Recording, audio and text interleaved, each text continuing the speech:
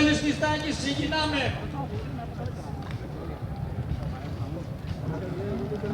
Sequest 760, Johnson 200. Καλά πάει αυτό. Κινητήρας 3.000 κυβικών. Φίλε, αυτό το κομμάτι. Στροφές και 65 κόμπους τουλάχιστον. Κοίτα πως φεύγει.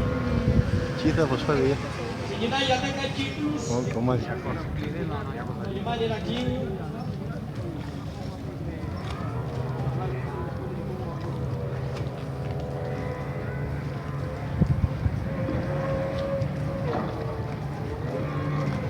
Κοίτα πως φεύγει.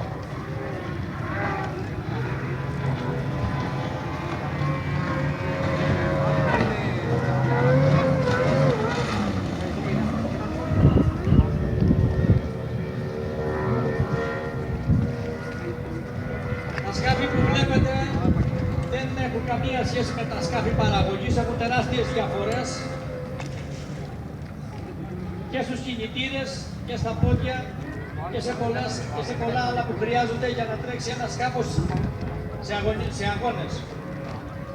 Όπως είναι ποδόκασο, ειδικά στηρίγματα στους κινητήρες και πολλά άλλα, πάλι καθίσματα. Και οι τρεις κυβερνήτες, ο Κώστας Γραμματικάκης, ο Μανώλης Κιστάκης και ο Κώστας Τουκιαντζάκης είναι πάρα πολλά χρόνια στους αγώνες των σκοτών σκαφών, ιδιαίτερα έμπειροι κυβερνήτες.